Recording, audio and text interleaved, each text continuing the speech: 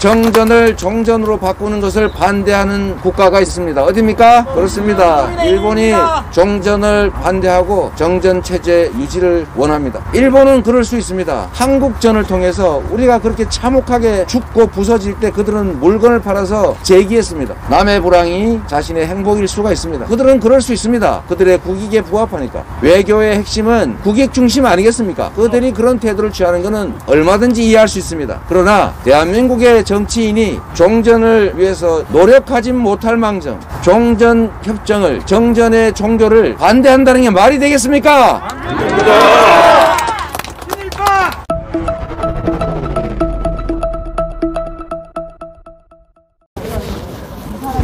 신분 이재명 후보가 도착하는 것 같습니다. 네.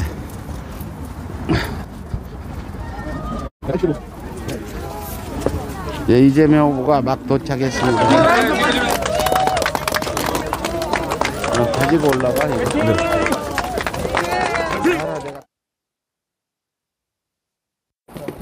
뺐어요. 마이크.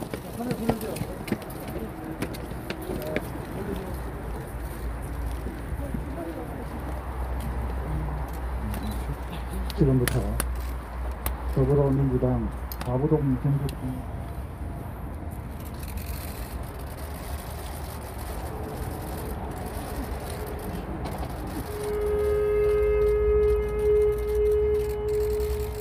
대장님께서도 실시간 나갔습니다.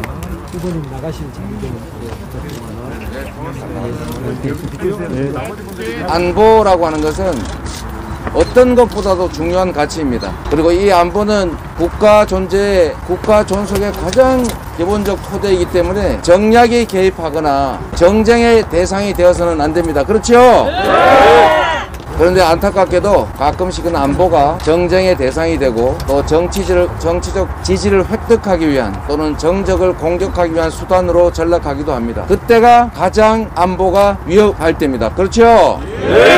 북한 당국에 돈을 주고 휴전선에서 총질을 해달라, 총격을 가해달라라고 요청하고 일부러 협잡을 해서 남북 간의 긴장과 대결을 격화시키거나 이렇게 하는 건 절대로 해서는 안 될 일입니다. 그리고 앞으로도 안보라고 하는 것은 우리 국가에게 또 우리 정치에서 가장 중요한 과제입니다.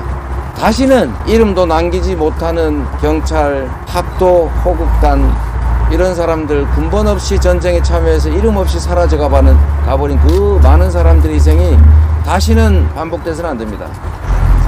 우리가 만들어낸 이 많은 번영의 결과물들이 한순간에 폭격으로 사라지는 일을 겪으면 안 됩니다. 그리고 이제는 핵폭탄이라고 하는 핵전쟁의 위협이 우리 앞에 놓여 있습니다. 반드시 평화를 정착시키고 남북관계가 안정되고 다시는 전쟁으로 우리 국민들이 죽어가고 우리가 이룬 모든 것들이 파괴되는 그 비참한 상황을 맞이해서는 안 됩니다. 바로 그게 정치와 국가가 할 일입니다. 그래서 제가 참으로 안타까운 것은 우리는 어떤 노력을 기울여서라도 반드시 평화를 만들어내야 합니다. 안보에는 세 가지 종류가 있습니다. 첫 번째는 싸워서 이기는 겁니다. 싸워서 이기는데 엄청난 희생이 따릅니다. 그래서 이거는 이기기는 하지만 희생을 치르기 때문에 하책입니다. 가장 나쁜 전략이죠. 이것보다 나은 정책이 있습니다. 나은 전략이 있습니다. 그것은 바로 싸우지 않고 이기는 것입니다. 싸우지 않고 이기기 위해서는 강력한 국방력과 국력을 가져야 하고 정치적 책임자, 지도자의 굳건한 의지가 있어야 합니다. 그래서 감히 도발을 꿈꿀 수 없는 상태를 만들어야 합니다. 지금 북한이 국가 총생산 규모가 대한민국의 국방비 수준에 거의 버금가는 수준입니다. 우리가 국방비를 북한에 수십 배를 지출합니다. 재래전으로서는 재래식 무기나 이런 것들은 우리가 압도적으로 앞섭니다. 그러나 그들이 생존하기 위해서 핵무기를 개발해서 실전 배치했다고 합니다. 힘의 균형이 이루어지고 있는 것이죠. 싸우지 않고 이기는 상태를 만들어야 합니다. 그러나 이것보다 더 중요한 게 있습니다. 싸울 필요가 없는 상태를 만드는 것입니다.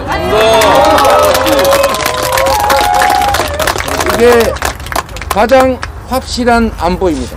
서로 싸울 필요 없이 싸우지 않는 것이 서로에게 이익인 상태, 평화적으로 공존하고 서로 존중하고 협력하는 것이 오히려 모두에게 이익인 상태, 바로 이런 상태, 평화가 경제를 보장하고 경제가 평화를 보장하는 평화 경제 체제를 만들어야 한다고 생각합니다. 우리가 상대를 압박하는 수단을 쓸 수도 있습니다. 그러나 우리 김대중 대통령께서 하신 말씀처럼 추워서 옷을 꽁꽁 끼워 입고 있는 상대에게 옷을 강제로 벗기려고 하면 할수록 더 끼워 입습니다. 따뜻한 봄바람이 그 옷을 벗게 합니다. 압박도 중요하지만 대화하고 소통하고 이해를 높이고 협력하고 공존하는 길을 찾는 것이 바로 또 하나의 평화의 길입니다. 그렇지 않습니까? 맞습니다. 압박 제재라고 하는 채찍도 소통과 대화 협력이라고 하는 당근도 유효적절하게 섞어야 하는 것이지, 이 둘 중에 하나를 선택해서 한 가지만 하겠다고 하는 것을 우리는 보통 벽창호라고 부릅니다. 그렇지 않습니까? 여전히 이 한반도는 법률상 전쟁 상태입니다. 잠시 정전했을 뿐이지 종전하지 못했습니다. 그래서 평화협정을 맺고 평화체제로 가기 전에 반드시 이 정전 상태를 종전 상태로 바꿔야 합니다. 그렇지 않습니까? 맞습니다. 정전을 종전으로 바꾸는 것을 반대하는 국가가 있습니까? 있습니다. 어디입니까?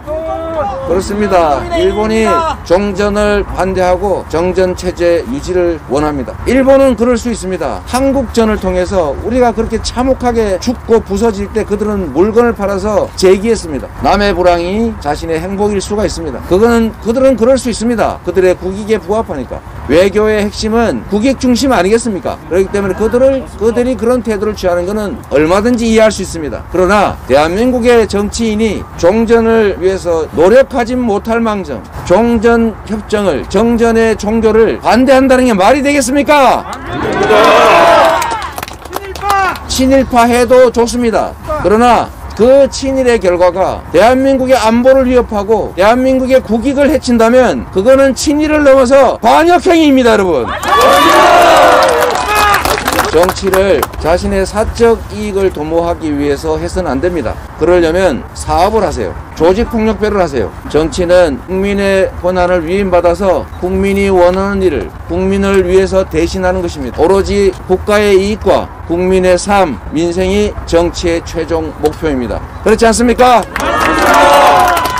국가의 미래와 우리 국민의 더 나은 삶을 위해서 복무하지 않고 주어진 권력을 누구의 흠결을 찾아내서 후벼 파고 그에게 벌을 주고 나의 복수심을 만족하기 위해서라면 정치하지 말아야 합니다, 여러분.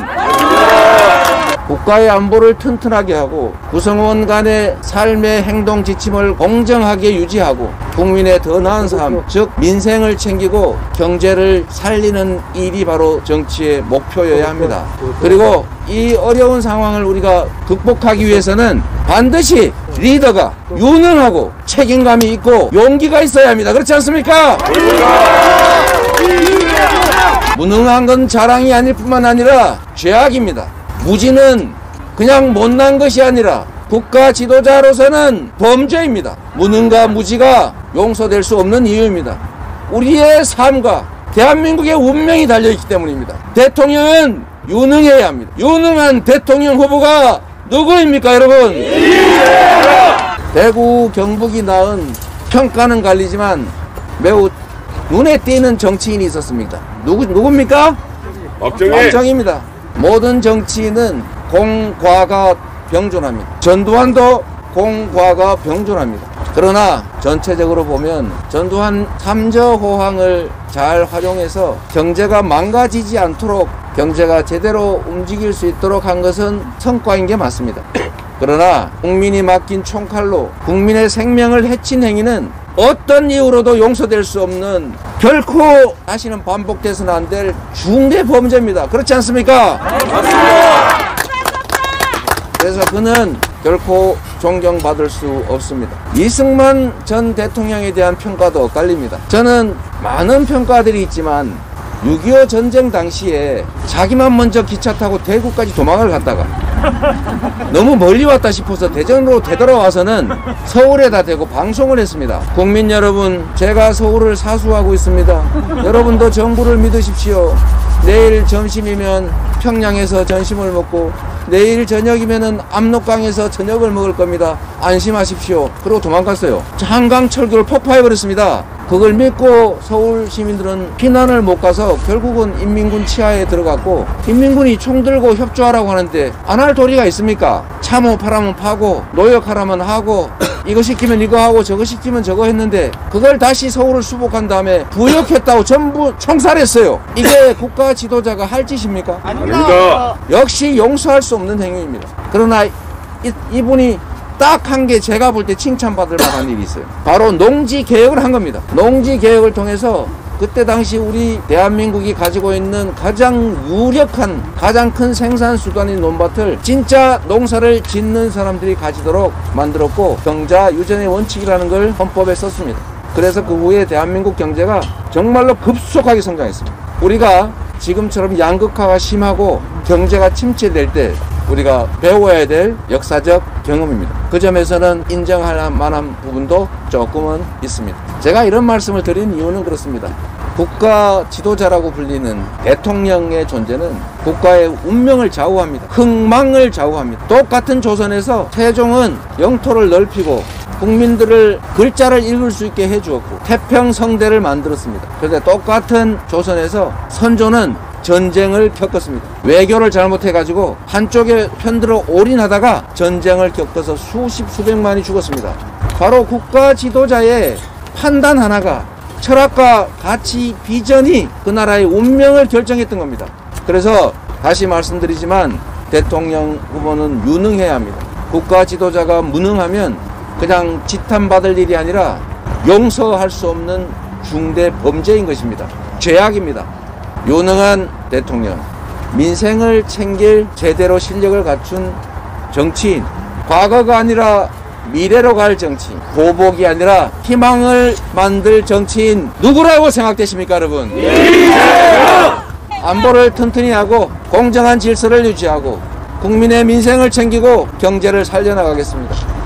칠곡도 수도권 집중정책에 의해서 피해 입었습니다. 수도권 집중정책은 한때는 유용한 정책이었지만 지금은 나라를 망치는 정책이 되고 있습니다. 우리가 자원이 부족할 때는 한 곳에 몰아줘야 합니다. 돈벌이가 안 되는데 자식은 많을 때는 큰아들한테 집중 투자해가지고 우리 딸들은 어디 옛날 말로는 식모로 가고 그 동생들은 학교도 안 가고 농사를 지면서 그 아들 하나만 집중적으로 도와줘가지고 공부하고 출세해서 그 밑에 동생들 먹여 살리는 게 전략이었습니다. 대한민국도 그럴 수밖에 없는 시대가 있었습니다. 그러나 이제는 최저 상태를 벗어났습니다. 빈곤을 벗어났습니다.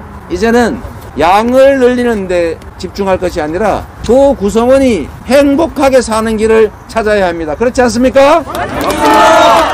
행복하게 사는 길, 이제 자원이 한쪽에 집중되면서 생기는 이 비효율을 극복해야 합니다.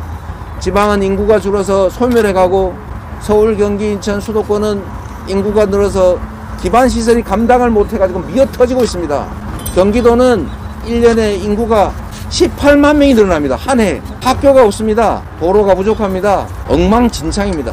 그래서 균형발전, 정부가 나서서 지방을 살리고 수도권을 분산시켜서 미어터지지 않게 하는 것, 이게 바로 앞으로는 국가가 지속적으로 성장하는 길입니다. 균형발전은 그냥 지방 사시는 분들 기분 좋으라고 하는 구두선이 아니라 이제 대한민국이 살아나기 위한 국가 생존 전략이 됐습니다.